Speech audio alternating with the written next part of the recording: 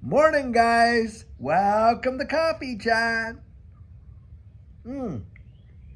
Wow, guys, I am really, really happy to be out here doing this with you today. I'll tell you what, really enjoy you so much. Had a blessed weekend. I'll tell you, Judy and I got a lot done. Our son from Canada is coming to visit us for a week, and we just can't wait. He's flying in. He's going to be here around 6 o'clock tonight. And I'll tell you what, we're going to be treating him to some Texas barbecue and all kinds of stuff. Cannot wait. Oh, boy, I'll tell you.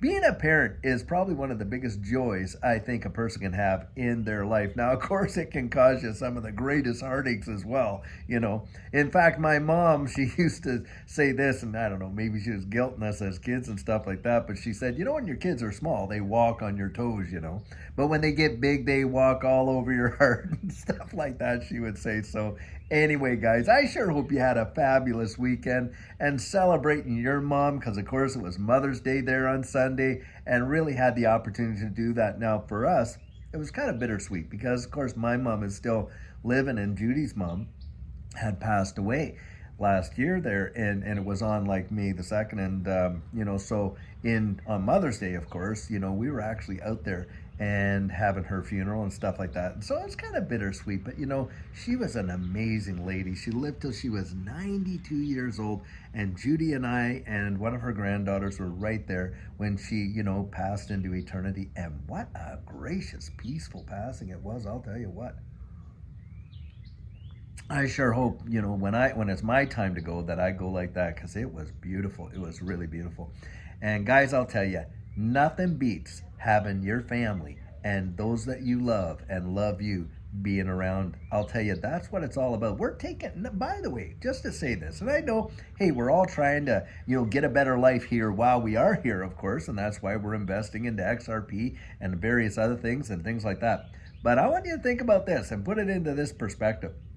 The reality is we're taking none of it with us. We're taking none of it with us. And the time that we're here, believe it or not, it is so short. Now, look, and some of you out there, hey, are well older than what I am. I'm 56 years old. But when I look back to my 20s, and it felt like, oh, you had forever. You get to your 50s, 60s, and you start realizing, oh my goodness, man, I might be on the home 20 or maybe the home 30, and this is my home stretch. And you start realizing just how short life is. Isn't that true? I'll tell you, it is for sure. Now, guys, this week, are we expecting some big time deals? In fact, today, motions are going to be filed in the Ripple versus SEC lawsuit. This is when they file all those omnibus applications to seal up what they want sealed up in terms of their exhibits and all this kind of stuff, and all of these, filing briefs and things like that. It'll be really interesting just to see what they come to agreement on as what should be, sealed up in terms of like any kind of negotiations or anything that they did and all this kind of stuff. And I think, guys, we are just getting closer and closer and closer to some kind of a deal in this space, and a resolution in this case, I should say. And I think it's going to happen sooner than a lot of people think. And in fact, I do not believe that Judge Torres is going to, drag this out as long as she can to make a decision. I think this lady is brilliant. I think that she's been on top of this case, knowing its vital importance to the economy for sure.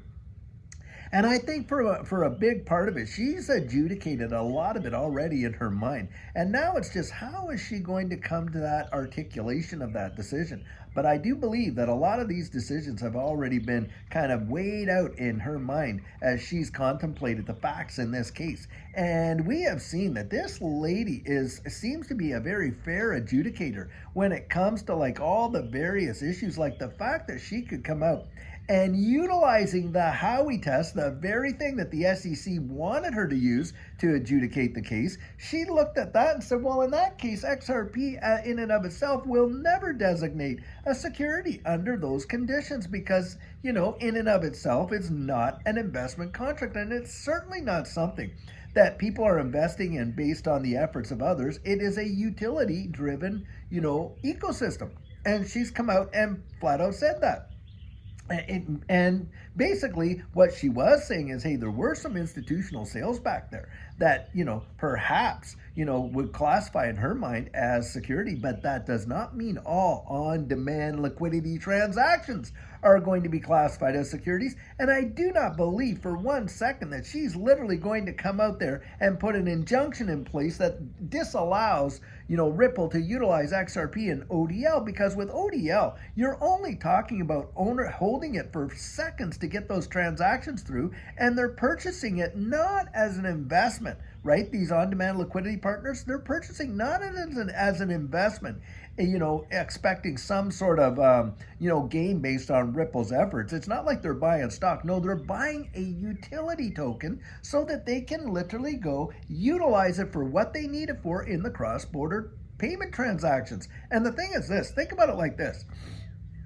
If you were to take something that you need as utility, but actually trades in a marketplace, and you were to say that all those things constitute securities, well, then think about oil. Every time you go buy, a couple gallons of oil or whatever you're going to use it for your car or whatever, this like that. Now, is oil a traded commodity? Are there security agreements based on oil products? Yep, there absolutely is. Is the oil in and of itself a security? No, it is not. And how many people go out there and buy heaps and heaps and hundreds of gallons of oil? Companies do, right? To do what? Well, to utilize it in their machinery and things like that, in factories, and getting those factory machines to work, of course, in heavy duty equipment like Caterpillar machines, and of course we use it in our cars and all this and that. We're buying it for its utility, not so we can just store it away and then sell it on the open market and all this and that, and make profit based on the efforts of ExxonMobil and all the rest of them that refine and all this oil. And that's kind of a maybe a layman's way. It may not be a perfect example, but it certainly gets the message across. XRP in and of itself is not a security, and those that purchase XRP for the utilization of its utility, not securities contracts. And that's how I think it's going to all come down. Now, that is my opinion. That's what I really believe is going to happen.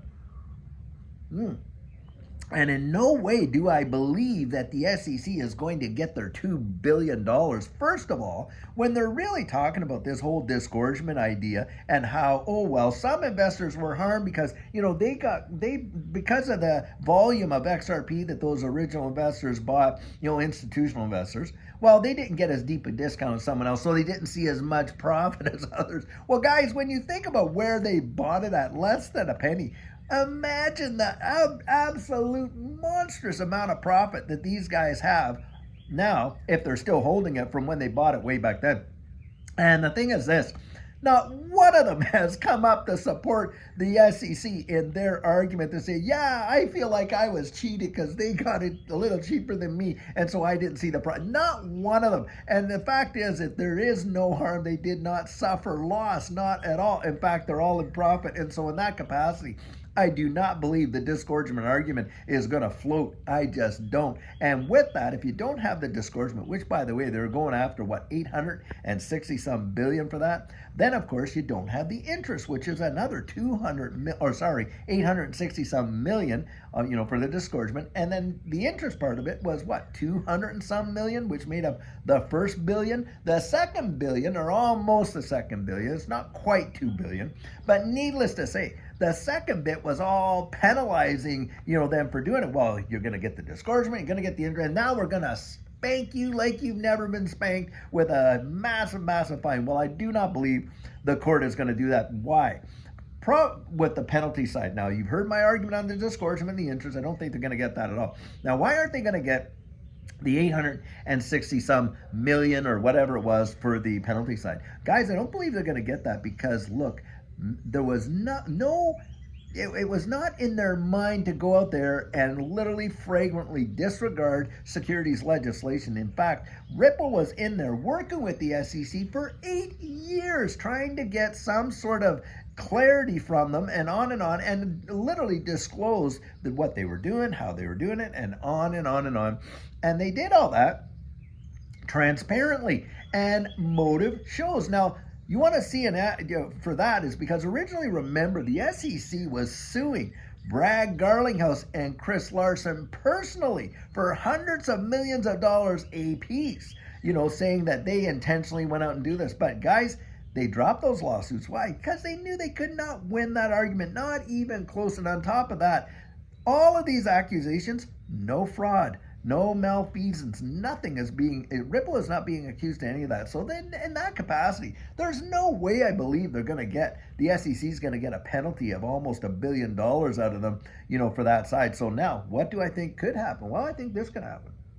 Of course, Ripple has come out there and said, look, the penalty should be somewhere around 10 million. Now, I don't think it's going to be there, but I do see that it could potentially be anywhere from 50 million, probably to 100 million. Now, if it's under 50 million, wow, is that going to be just amazing? Even 100 million.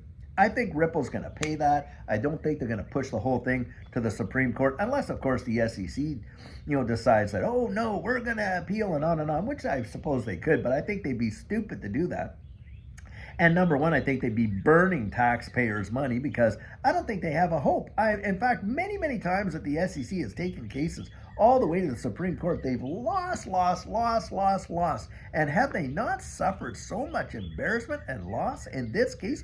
I mean, when it started off, it looked like hands down the SEC was going to nail it. I mean, you had Max Kaiser out there, right? And you had Charles Gasparino saying, oh, yes, for sure, XRP is going to be deemed a security. And it was not. Then you had them saying, well, they're going to appeal it and they're going to win in their interlocutory appeal.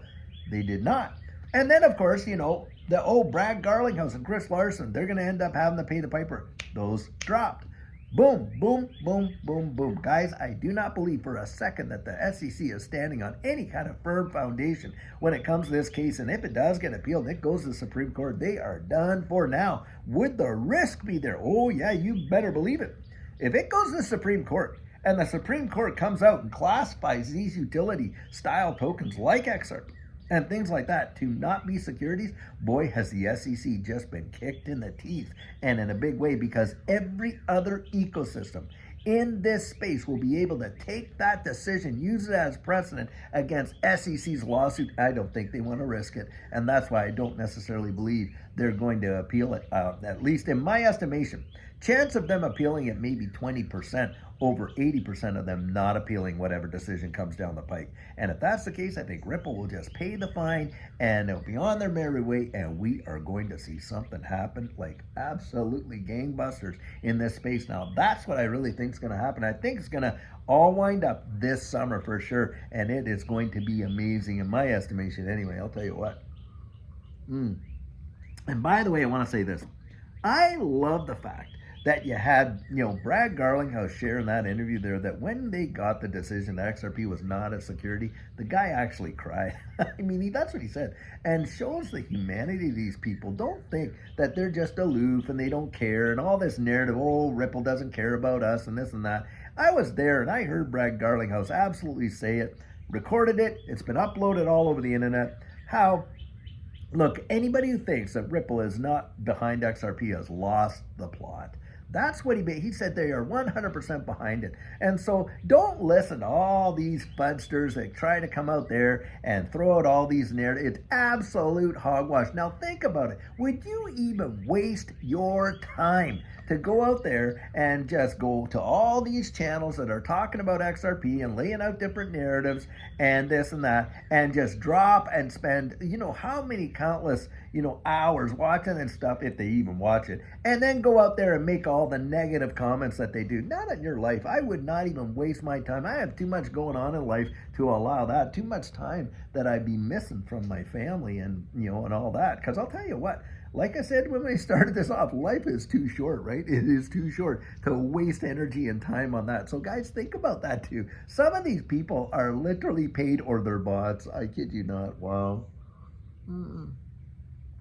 But that just shows that, look, we're all in this together. And you got Ripple behind it. You and I, those that believe in it, we're behind it. Guys, I think our day is going to come. I absolutely believe that. Now, I know that I can't give you the confidence that comes with my convictions, right? I mean, I can share them with you, and I love doing it. You're just an amazing community, and I enjoy it. Even those that don't agree, hey, I don't mind that. It's not when people pick at the argument. That doesn't bug me at all. It's when they start to attack the person, because that shows how weak their argument is. Because if they don't need to attack the person in order to attack the argument. You know what I mean? Let the argument stand on its own, that kind of stuff. But nope, if they want to win it, what do? They go for the hidden shots, right? They go for the lower shots and stuff like that, and that's when you start attacking the person. And that has just been, politics 101 from time immemorial and stuff like that. And that's what goes on with a lot of these folks that do that. Anyway, guys, I really do believe a great day is coming for us in this space. And oh, by the way, I want to say, I'm going to show later on today, I retired my hat. I had Brad Garlinghouse and I had David Swartz sign that hat, at XRP Vegas. So now I got it protected behind some plexiglass. I'm going to show it to you later on in tonight's video. But I got this XRP hat when I was in Vegas, and this is the one I've thrown on for right now. But I'm probably going to end up retiring my hats not too long from now. And but guys, just want to share how much I appreciate you and love you, and cannot wait to just give you a great video later on today. I hope you have an absolute fabulous one. Lots of things happening in this space, to be sure. And until then, guys, have a great one and take care.